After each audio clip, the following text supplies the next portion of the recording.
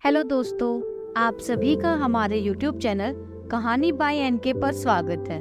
I hope आप सभी ठीक होंगे। दोस्तों, आज फिर हम आपके लिए लेकर आए हैं एक नई कहानी और आज हमारा 100 डेज 100 स्टोरी का 20वां दिन है और आज की हमारी कहानी है नानी का घर। दोस्तों, इस कहानी को अंत तक पूरा जरूर सुने और अगर आप हमारे चैनल पर नए हैं तो हमारे चैनल को सब्सक्राइब करें। तो चलिए कहानी को शुरू करते हैं। अंशु, जल्दी करो वरना देर हो जाएगी, हमें शाम से पहले पहुंचना है।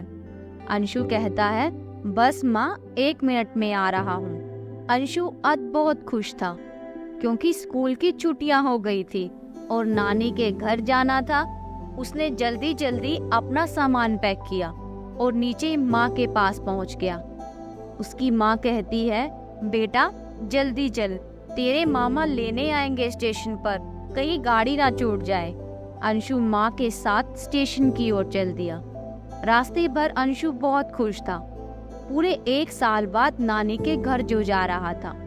रास्ते भर हरे भरे खेतों को देखते देखते कब स्टेशन आ गया पता ही नहीं चला। ट्रेन से उतरे ही थे कि सामने मामा खड़े थे। अंशु ने कहा, मामा जी नमस्ते। मामा ने कहा, कैसा है मेरा शेर।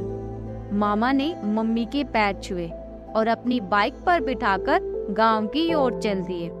गांव पहुंचकर अंशु ने देखा नानी गली में इंतजार कर रही थी। अंशु ने नानी के पैर छुए। नानी ने उसे बड़े प्यार से गले लगा लिया। उसके बाद तीनों अंदर गए। मामा बाइक घुमाकर बाहर चले गए। कुछ देर बाद मामा आए, ढेर सारी कचौड़ियाँ और जलेबी लेकर। नानी ने जल्दी से चाय बनाई और अंशु अपनी माँ के साथ नाश्ता करने बैठ गया। अगले दिन अंशु मामा के साथ खेत पर गया। मामा खेत पर काम कर रहे थे। तभी अंशु ने देखा कुछ लोग शोर मचा रहे थे, मारो मारो, भागो भागो। यह देखकर अंशु डर गया। मामा भी खड़े होकर देखने लगे। अंशु डर के मारे मामा से चिपक गया।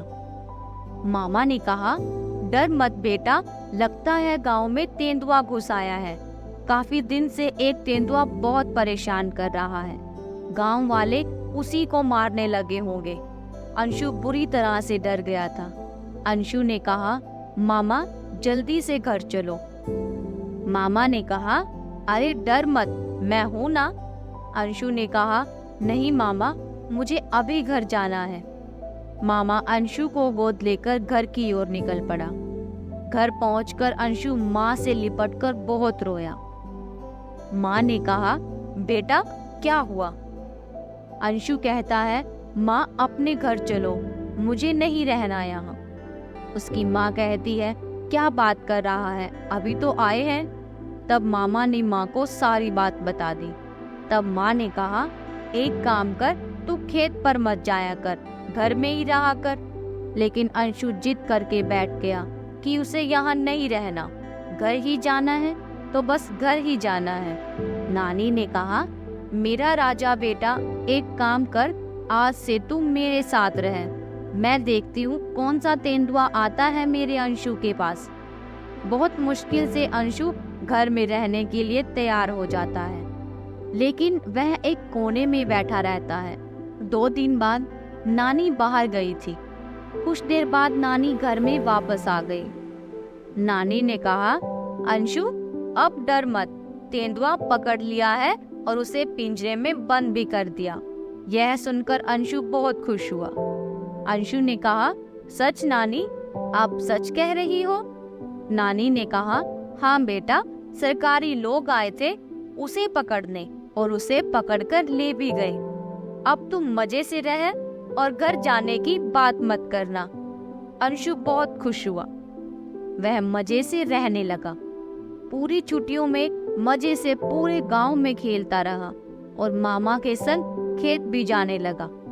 अब अंशु की छुट्टियां खत्म होने वाली थी। नानी के घर से चलने का समय तो आने वाला था। नानी ने कहा, बेटा मुझे एक बात बतानी है।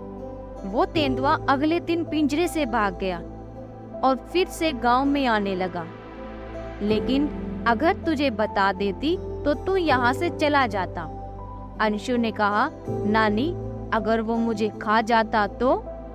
नानी ने कहा, बेटा तू कुछ दिनों के लिए यहाँ आया है, यहाँ के रहने वाले और उनके बच्चों के बारे में सोच, वो तो कहीं भाग भी नहीं सकते। इसीलिए ऐसे हालातों को हमें डट कर मुकाबला करना चाहिए, ना कि उनसे दूर भागना चाहिए। अंशु ने कहा, नानी अब से मैं कभी नहीं डरूंगा और हर छुट्टियों में आपसे मिलने आऊंगा। तो दोस्तों, आज की कहानी यहीं पर खत्म होती है। आपको यह कहानी कैसी लगी हमें कमेंट सेक्शन में कमेंट करके जरूर बताएं। कल फिर मिलेंगे एक नई कहानी के साथ।